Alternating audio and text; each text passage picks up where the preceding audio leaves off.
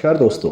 क्या आपने कभी सोचा है कि इंसान के बुरे कर्म कब वापस आते हैं या फिर यह वापस आते ही नहीं? तो चलिए इसे एक कहानी के माध्यम से समझने की कोशिश करते हैं और कहानी के दौरान आप हमारे साथ अंत तक बने रहिएगा, क्योंकि आधा अधूरा ज्ञान विष के समान होता है। तो चलिए बिना समय बर्बाद किए कहानी की शुरुआत करते हैं। दोस्तों, किसी गांव में राघव नाम का एक किसान रहता था। उस किसान के दो पुत्र थे, जिनमें से एक का नाम विजय और दूसरे का नाम आदित्य था। किसान खेती बाड़ी करते हुए अपने दिन बड़े ही सुखपूर्वक काट रहा था। एक दिन की बात है, वह बूढ़ा किसान बहुत ज्यादा बीमार पड़ गया। उसने अपने दोनों बेटों को अपने पास बुलाया और उनसे कहा कि मेरे बच्चों, अब शायद मेरा अंतिम समय आ गया है। मैं चाहता हूँ कि मेरे मरने के बाद तुम दोनों भाई आपस में बड़ी ही सहमति के साथ मिलजुल करके रहो और सुख शांति से अपनी पूरी जिंदगी गुजारो। मैंने तुम्हारे बुरे वक्त के लिए कुछ धन इकट्ठा किया है, वो मैं तुम्हें आज बता करके जाऊंगा कि वो धन कहाँ पर है। उसने कहा कि मैंने तुम्हारे लिए कुछ अशर्फियाँ इकट्ठी की थी, जिन्हें मैंने घर के पीछे जो बरगद का पेड़ है उसी के नीचे जमीन में दबा रखा है। अब वह तुम्हारे काम आएंगी। लेकिन मेरे बच्चों, तुम मुझसे एक वादा करो कि तुम दोनों आवश्यकता पड़ने पर ही उन्हें बाहर निकालोगे। वे दोनों कहने लगे कि हम वादा करते हैं पिताजी, जैसा आप कहेंगे हम बिल्कुल वैसा ही करेंगे। थोड़े समय के बाद उस बूढ़े किसान ने अपने प्राणों को त्याग दिया। छोटे भाई को अपने पिता के जाने का बहुत दुख हुआ। दोनों भाइयों ने मिलकर के अपने पिता का अंतिम संस्कार कर दिया, लेकिन बड़े भाई आदित्य को अपने पिताजी के मरने का जरा भी दुख नहीं था। उसकी आंखें तो केवल असरफियों के चारों ओर घूम रही थी। उस रात आदित्य को नींद नहीं आई। वह बार बार करवट बदल रहा था। आधी रात के बाद सुबह होने से पहले वह उठकर बैठ गया। वह विचार करने लगा और सोचने लगा कि विजय के उठने से पहले मुझे अपना काम पूरा कर लेना चाहिए, फिर कभी ऐसा मुझे मौका नहीं मिलेगा। यही सोच करके उसने जमीन खोदने का सामान उठाया और घर के पीछे उसी पेड़ के पास जाकर के पहुंच गया, जहां उसके पिताजी ने सोने की असरफियों को जमीन में गाड़ रखा था। दोस्तों, कुछ ही क्षणों में उसने जमीन को खोद करके वहां से असरफियों को बाहर निकाल लिया। असरफियों को देख करके वह बहुत खुश हुआ और कहने लगा, वाह, इतनी सारी अशरफियां! अब लगता है मुझे जिंदगी में कभी मेहनत नहीं करनी पड़ेगी और ना ही किसी चीज की मुझे कोई कमी रहेगी। उसने तुरंत ही असरफियों से भरा गड्ढा उठाया और दूसरे पेड़ के नीचे जाकर के जमीन में गाड़ दिया और फिर आराम से घर में वापस आकर के अपने स्थान पर जाकर के दोबारा लेट गया। दोस्तों, जब सुबह हुई तो छोटा भाई विजय अपने बड़े भाई आदित्य को जोर जोर से आवाज़ देकर उठा रहा था। वह कह रहा था कि बड़े भैया, जल्दी उठो, गजब हो गया। हमारे घर के पीछे पेड़ के नीचे जमीन खुदी हुई पड़ी है और वहाँ से सारी अशरफियाँ भी गायब हैं। मुझे लगता है कि कोई चोर हमारी सारी अशरफियाँ चोरी करके भाग गया है। वह कहने लगा, अरे क्या बोल रहे हो भाई, चलो मैं देखता हूँ। जब दोनों भाई उस जगह पहुंचे तो सच में वहां पर जमीन खुदी हुई पड़ी मिली। छोटे भाई विजय ने कहा कि अब क्या करें भैया? भैया, मेरे विचार से हमें पहले राज दरबार में जाकर के इसकी सूचना देनी चाहिए। आदित्य कहने लगा कि ठहरो, कहीं जाने की कोई जरूरत नहीं है। विजय ने कहा, लेकिन क्यों भैया? आदित्य ने कहा कि मैं अच्छी तरह से जानता हूँ कि चोर कौन है जिसने जमीन में दबी हुई असरफियों को बाहर निकाला है। विजय चौंक गया और पूछने लगा कि भैया, क्या आप जानते हो कि वह कौन है? आदित्य ने कहा, तुम जानना चाहते हो तो सुनो, वह चोर तुम ही हो। यह सुनकर के विजय कहने लगा, भैया आप यह क्या कह रहे हो? नहीं भैया, मैं कोई चोर नहीं हूँ, मैंने कोई चोरी नहीं की है। आदित्य कहने लगा कि फालतू मत बोलो, तुम्हारे और मेरे अलावा इन असरफियों के बारे में और कोई नहीं जानता था। यह बात साफ है कि तुम अकेले ही सारा धन हड़पना चाहते हो। विजय ने यह सुनकर के कहा कि आप ऐसा मत कहो भैया, मैं सच कह रहा हूँ, मैंने कोई असरफी नहीं चुराई, मैं इसके बारे में कुछ नहीं जानता।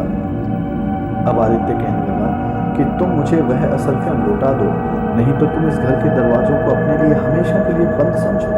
विजय उदास होकर के बोला, ठीक है भैया, यदि आपको मेरी बात पर विश्वास नहीं है तो मैं यह घर ही क्या, इस गाँव को छोड़कर ही चला जाऊँगा। विजय दुखी मन से तुरंत ही वहाँ से निकल पड़ा। वह रास्ते में ही चलते चलते सोचने लगा कि सच्चाई जाने बिना ही बड़े भाई ने मेरे साथ ऐसा सलूक क्यों किया।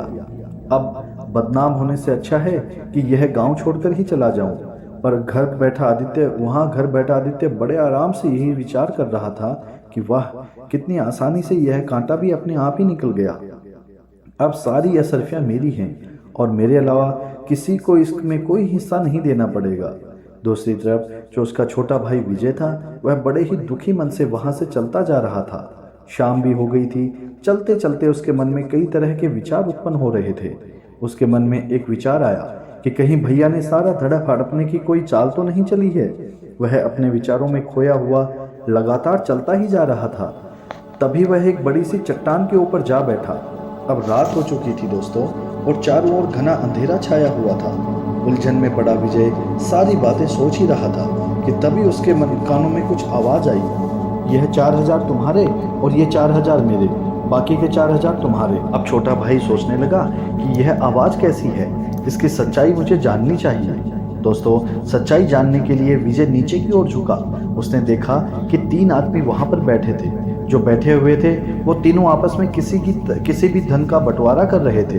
विजय को यह समझने में बिल्कुल भी देरी नहीं लगी कि यह तीनों चोर हैं और चोरी का माल आपस में बांट रहे हैं। तभी अचानक से विजय का पैर फिसल गया और वह उन चोरों के बीच में जाकर के धड़ाम से गिरा।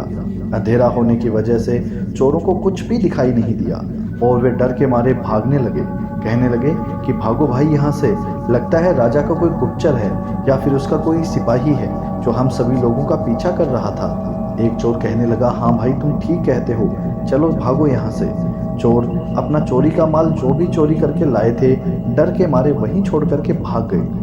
दोस्तों, जब विजय की नज़र उस धन पर पड़ी तो वह मन ही मन बहुत प्रसन्न हुआ, लेकिन तभी उसके मन में दूसरा विचार आया कि असल में यह मुद्राएं चोरी की हैं, इन्हें साथ ले जाना बिल्कुल ठीक नहीं होगा। इसलिए उसने सोचा कि इनको यहीं पर गाड़ देते हैं और ज़रूरत पड़ने पर इन्हें ले जाएंगे। यही विचार करके विजय ने वह सारी मुद्राएं एक पेड़ के नीचे गाड़ दी और रात भर वहीं पर रहा। सुबह होते ही वह अपने रास्ते पर चलने लगा। दोपहर होते होते वह एक घने जंगल से गुजर रहा था। तभी कुछ लुटेरों ने उसे घेर लिया। लुटेरों का सरदार उससे कहने लगा, खबरदार, जो कुछ भी तुम्हारे पास है वह निकाल करके हमें दे दो, नहीं तो हम तुम्हें जान से मार देंगे। विजय लुटेरों के सरदार की बात सुनकर के कहने लगा, भाइयों, मैं तो खुद ही एक मुसीबत का मारा हूँ और मेरे पास धन भला कहाँ से आएगा। उनके सरदार कहने लगा कि यह झूठ बोल रहा है, इसकी तलाशी ले लो। तलाशी लेने के बाद जब विजय के पास वास्तव में उन्हें कुछ भी वस्तु प्राप्त नहीं हुई तो सरदार क्रोध से बोला और कहने लगा कि कोई बात नहीं, अगर इसके पास पैसे नहीं हैं तो भी यह हमारे काम आएगा। इसे अपने ठिकाने पर लेकर चलो, देवी माँ को इसकी बलि चढ़ाई जाएगी। यह बात सुनते ही विजय के होश उड़ गए। वह सोचने लगा, एक तरफ मैं मुसीबत का मारा था और कहाँ जाकर के इन डाकुओं के चंगुल में पड़ गया। वह बड़ी मुसीबत का सामना करना पड़ रहा था उसे। तभी कुछ डाकुओं ने विजय के हाथ और पैर बांधे और उसे उठा करके अपने ठिकाने पर ले गए। परंतु उसके अड्डे तक पहुंचते पहुंचते विजय को एक उपाय समझ में आया। अड्डे पर पहुंचने के बाद उसने डाकुओं के सरदार से कहा, अगर तुम मुझे अपने दल में शामिल कर लो और उसका वादा करो तो मैं तुम्हें 4000 स्वर्ण मुद्राओं का पता बता सकता हूँ। लुटेरे जो थे उनका सरदार कहने लगा कि 4000 मुद्राएं, यदि तुम सच कहते हो तो मुझे तुम्हारी शर्त मंजूर है, जल्दी से हमें उन मुद्राओं का पता बताओ। विजय कहने लगा, देखो भाई, अभी तो रात होने वाली है, इस समय वहां पर जाना बिल्कुल भी ठीक नहीं। कल सुबह होते ही मैं तुम लोगों को वहां पर लेकर के चलूंगा। सरदार कहने लगा कि ठीक है, लेकिन खबरदार, अगर हमारे साथ कोई भी चालाकी करने की कोशिश करी तो तुम कोई भी चालाकी करने की कोशिश मत करना। तुम जानते हो कि इसका परिणाम क्या होगा। अगली सुबह होते ही विजय उन चोरों को लेकर के उसी जगह पर पहुंच गया जहां उसने वह सोने की मुद्राएं जमीन में दबाई थी। सरदार के आदेश पर तुरंत ही उसके आदमियों ने उस जगह को खोदा और शीघ्र ही वह स्वर्ण मुद्राएं उनके सामने आ गई। दोस्तों, स्वर्ण मुद्राओं को देख करके वे सभी सरदार के आदमी बहुत प्रसन्न हो गए और बड़ा खुशी से एक दूसरे की तरफ देखने लग गए। उन्होंने मुद्राओं को अपने थैले में भर लिया और अपने अड्डे की ओर चल पड़े। परंतु विजय के दिमाग में अभी भी कोई योजना चल रही थी। वह विचार कर रहा था कि यह मुद्राएं एक तरह से मेरे काम में ही आएगी, लेकिन मैं जल्दी ही इनकी मौत का कारण बन जाऊंगा। इस घटना के बाद विजय लुटेरों के गिरोह के साथ ही रहने लगा और वह लुटेरों का जो सरदार था उसका सबसे विश्वास पात्र व्यक्ति बन चुका था। दोस्तों, कुछ समय के बाद विजय ने लुटेरों के सरदार से कहा, सरदार, मैं 5 दिन के लिए अपने घर जाना चाहता हूँ, यदि आपकी इजाज़त मिल जाए तो। सरदार विजय की योजना से बिल्कुल भी अनजान था। वह उसको बोला कि तुम जा सकते हो, 5 दिन आराम से तुम अपने घर जा सकते हो, क्योंकि तुम मेरे सबसे भरोसेमंद आदमी हो और कभी भी उसके साथ किसी तरह का धोखा नहीं कर सकता। उस डाकू ने जब विजय की बात सुनी तो उसे 5 दिन के लिए घर जाने की इजाज़त दे दी। अब वह विजय अपने घर जाने के लिए फिर रवाना हो गया, परंतु वह अपने घर जाने की बजाय राजा के महल की तरफ चला गया। उधर राजा महल में राजा पहले ही उस डाकू के आतंक से बहुत परेशान थे। वह अपने महामंत्री से कह रहे थे कि मंत्री जी, आखिर वह डाकू कब पकड़ा जाएगा? पूरा राज्य उसके आतंक से परेशान हो रहा है। मंत्री जी राजा की बात सुनकर कहने लगे, महाराज, मैं अपनी तरफ से पूरी कोशिश कर रहा हूँ। वह आतंकी जल्द ही आपके कारागार में होगा और उसको उसकी किए की सज़ा जरूर मिलेगी। उसी समय वहाँ एक पहरेदार आया और कहने लगा, महाराज की जय हो। महाराज, एक व्यक्ति आपसे डाकू के बारे में मिलना चाहता है। वह कहता है कि मैं उसके बारे में सब कुछ जानता हूँ। उसकी बात को सुनकर के महाराज कहने लगे, अच्छा, उसे तुरंत यहाँ लेकर के आओ। सिपाही गया और कुछ समय के बाद विजय को राजा के सामने लेकर के पहुँच गया। विजय राजा से कहने लगा कि महाराज, मेरा प्रणाम स्वीकार करो, मेरा नाम विजय है। राजा कहने लगा, कहो नौजवान, तुम उस डाकू के बारे में क्या जानते हो? उनके बारे में तुम्हें जो भी जानकारी है वह सब कुछ मुझे बता दो। विजय कहने लगा, महाराज, मुझे क्षमा करें, मैं आपसे एकांत में इसके बारे में बात करना चाहूँगा। मंत्री ने कहा कि दुष्ट, क्या तुम जानते नहीं, यहाँ राजा के सम्मानित और विश्वास पात्र व्यक्ति मौजूद हैं। जो कहना है वो सबके सामने कहो। राजा कहने लगा कि ठहरिए महामंत्री, यदि यह हमसे एकांत में बात करना चाहता है तो हम इससे एकांत में ही बात करेंगे। आप लोग यहाँ से चले जाइए, हमें बिल्कुल एकांत छोड़ दीजिए। सब लोग वहाँ से चले गए और विजय ने राजा को अकेले में पूरा किस्सा सुनाकर बता दिया। उसने कहा, महाराज, इस तरह से मैं उन डाकुओं का विश्वसनीय आदमी बन चुका हूँ। अब मैंने उसे अपने जाल में फंसा लिया है।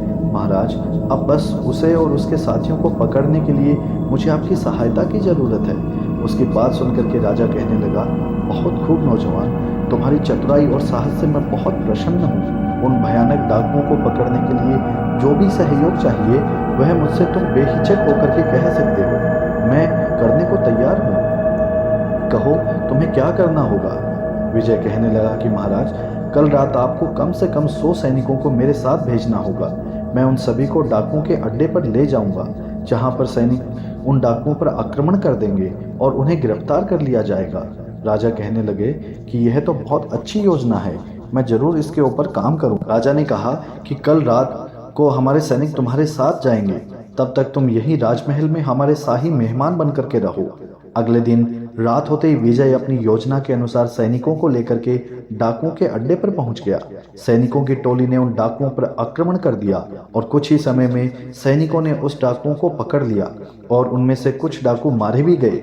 जो बचे हुए थे उन्हें महाराज के सामने पेश कर दिया गया। राज दरबार में विजय को देख करके डाकुओं का सरदार मन ही मन सोचने लगा कि इसने कितना बड़ा धोखा किया है। मैंने इस व्यक्ति पर विश्वास किया और उसने मेरे साथ विश्वासघात किया। इस आदमी ने हमें कहीं का नहीं छोड़ा। अगले दिन दरबार में सभी दरबारियों और मंत्रियों से विचार विमर्श करने के बाद राजा ने सभी डाकुओं को एक ही सजा सुना दी। इन सभी खूनी दरिंदों को हम सजाए मौत देते हैं, क्योंकि इन्होंने किसी के साथ कोई दयापूर्ण व्यवहार नहीं किया और ना ही रहम किया, इसलिए इनको जीने का कोई अधिकार नहीं है। सैनिकों, अब तुम इन्हें ले जाओ और अगले 2 दिन में इन्हें फांसी पर लटका देना। इसके बाद राजा ने विजय से कहा, विजय, तुम्हारी बहादुरी से हम प्रसन्न हैं। आज से हम तुम्हें अपना सेनापति नियुक्त करते हैं। विजय यह सुनकर के कहा कि आपका धन्यवाद महाराज, जो आपने मुझे देश की सेवा करने के योग्य समझा। उधर दूसरी तरफ विजय का बड़ा भाई आदित्य अपने पिता की मेहनत की कमाई को बुरे कामों में बर्बाद कर रहा था, क्योंकि वह उसकी खुद की कमाई नहीं थी और वह बेईमानी करके उस धन को प्राप्त कर रहा था। उसे अब जुआ खेलने की बुरी लत लग चुकी थी। वह शराब और जुए में अपना सारा पैसा बर्बाद कर चुका था। उसकी हालत इतनी दयनीय हो चुकी थी कि उसके पास खाने के लिए अन्न तक नहीं था। पूरे गांव में वह इतना बदनाम हो चुका था कि अब उसे गांव में कहीं भी कोई काम नहीं मिल पा रहा था।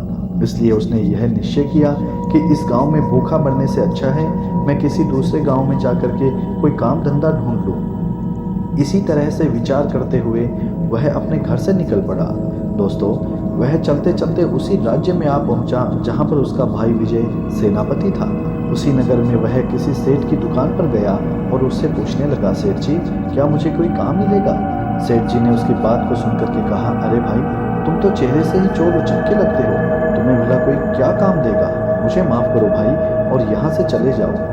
आदित्य सोचने लगा कि ईमानदारी से शायद मुझे यहाँ कोई काम मिलने वाला नहीं है। अब तो पेट भरने के लिए मुझे चोर और उचक्का ही बनना होगा। तभी उसकी नज़र सेठ के पास रखी हुई एक थैली पर पड़ी।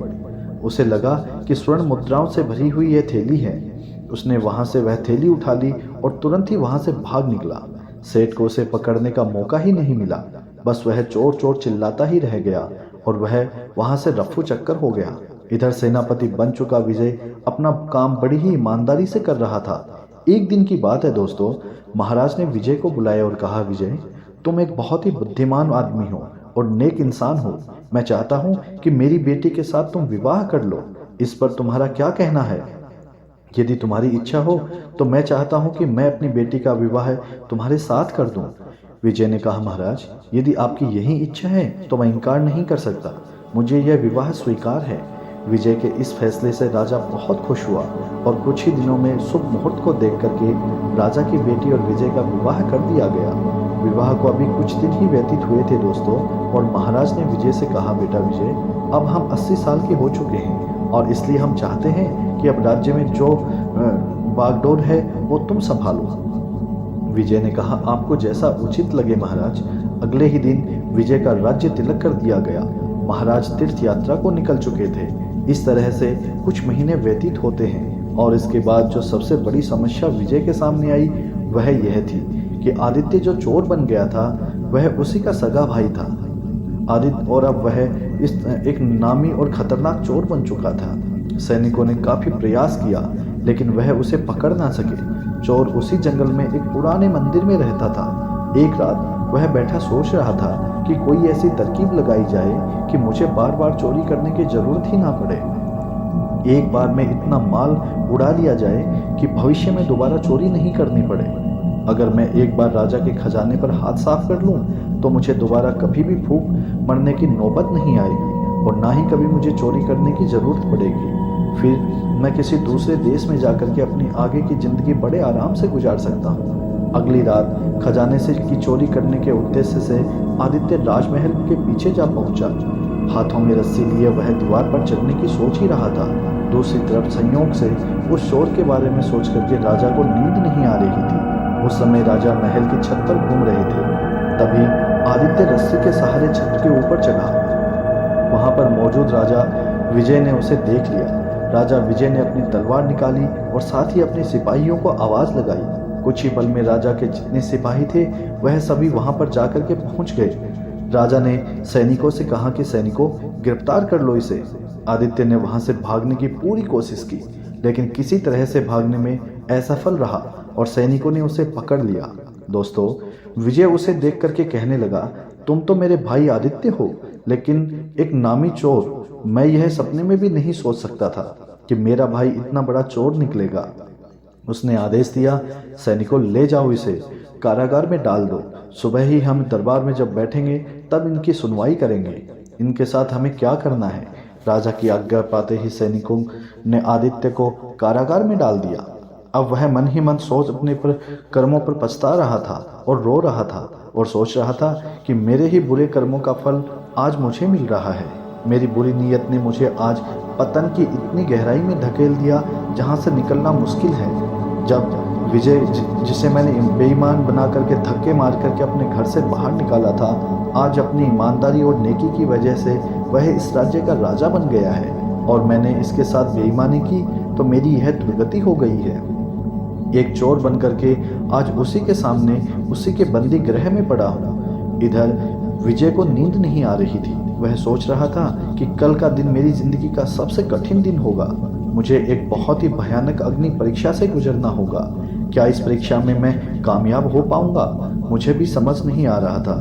दोस्तों, काश महाराज ने मुझे राजपाट ना सौंपा होता तो कितना खुश होता। अपने भाई को अपने ही हाथों से मुझे सजा नहीं देनी पड़ती। अगले दिन दरबार में चोर आदित्य को पेश किया जाता है। महाराज ने उससे कहा कि आदित्य, तुम्हारे ऊपर लगाए गए चोरी के सारे इल्जाम प्रमाणित हो चुके हैं, क्या तुम्हें अपनी सफाई में कुछ कहना है? तब आदित्य ने कहा, बस इतना सा कहा। उसने कहा कि मैं कहना चाहता हूँ महाराज कि मुझ जैसे नीच और शैतान आदमी को आप इतनी कठोर से कठोर सजा दें कि भविष्य में चाहकर भी कोई चोरी ना कर सके और किसी के साथ कोई बेईमानी ना कर सके। विजय ने कहा कि ठीक है, हम तुम्हें ऐसी सजा देंगे। सैनिकों, ले जाओ इस चोर को और इसका एक हाथ और एक पैर काट दो। दोस्तों, यह सुनकर के उसके बड़े भाई की आंखों में आंसू आ। राजा ने कहा कि इसके हाथ पैर काटने के बाद इसे देश से बाहर निकाल दिया जाए। विजय का यह इंसाफ देख करके उसकी प्रजा और उसके मंत्री सब उसकी जय जयकार करने लगे। राजा की आज्ञा का पालन किया गया और चोर का एक हाथ और एक पैर काट करके उसे राज्य की सीमा से बाहर निकाल दिया गया। जब वह देश छोड़ करके जा रहा था तो तभी उसके सामने राजा विजय पहुंच गए। विजय को देख करके आदित्य बोला, महाराज आप कैसे यहाँ पर आ गए? काश आपने मेरा एक हाथ और एक पैर काटने की बजाय मुझे मौत की सजा दे दी होती तो बड़ा अच्छा लगता। आपने तो मुझे तड़प तड़प कर मरने के लिए छोड़ दिया। मैं इस दुनिया में क्या करूँगा? विजय ने कहा, उस समय तो मैं एक राजा था, परंतु मैं अब आपके सामने राजा नहीं बल्कि आपका छोटा भाई विजय खड़ा हूँ। एक राजा होने के नाते एक चोर को सजा दे करके अपना राज्य धर्म का पालन किया और अब एक भाई अपने भाई से अपने धर्म और कर्तव्य का पालन करने के लिए आया है। आदित्य ने कहा, मैं कुछ नहीं समझा विजय। विजय कहने लगा कि भैया, मैं जानता हूँ एक हाथ और एक पैर कटने की वजह से आप कभी भी कोई काम अपने जीवन में नहीं कर पाओगे और इसके लिए मैं आपको कुछ धन दे करके जाऊँगा। इस थैले में कुछ स्वर्ण मुद्राएं हैं, इन्हें आप ले लीजिए, जो कि मेरी मेहनत की कमाई है। मुझे विश्वास है इस मेहनत के धन के साथ आप किसी दूसरे देश की सीमा में अपना जीवन बड़े ही आराम से व्यतीत कर सकते हैं। लेकिन भैया, आप इनकार मत करना, नहीं तो कभी भी मैं अपने आप को माफ नहीं कर पाऊंगा। इतना सुन करके आदित्य कहने लगा, तुम कितने महान हो विजय। ईश्वर हमेशा तुम्हें इसी तरह सुखी रखे, प्रसन्न रखे। फिर दोनों आपस में गले मिल करके एक दूसरे को बड़े ही मन से विदा करते हैं। बड़ा भाई छोटे भाई से कहने लगा, मेरी ईश्वर से यही प्रार्थना है कि मुझे हर जन्म में तुम्हारे जैसा ही भाई मिले। और दोनों भाई अपनी अपनी राह पर इस तरह से वापस चले गए। इसके बाद राजा विजय अपनी प्रजा का पालन करते हुए सुखमय जीवन व्यतीत करने लगे। दोस्तों, अब आपको इस कहानी के जरिए पता चल गया होगा कि इंसान के बुरे कर्म कब वापस आते हैं। दोस्तों, इससे हमें क्या सीख मिलती है कि इंसान के बुरे कर्म कभी भी छिप नहीं सकते, क्योंकि यह एक अनिवार्य सत्य है कि बुराई का फल हमेशा मिलकर ही रहता है।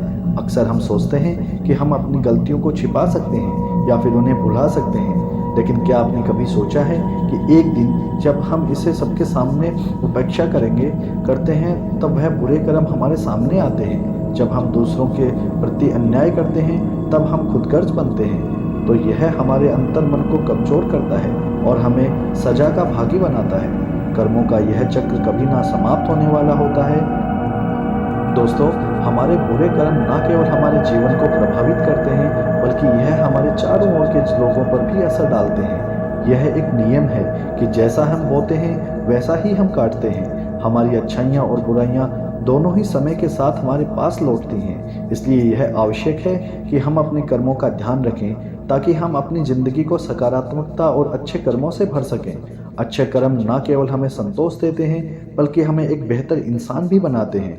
दोस्तों, आपने आज इस कहानी से क्या सीखा? आप हमें कमेंट सेक्शन में ज़रूर बताएं। और हाँ, हमारे चैनल को सब्सक्राइब करना ना भूलें ताकि आपको ऐसी ही प्रेरणादायक कहानियाँ रोज़ मिलती रहें।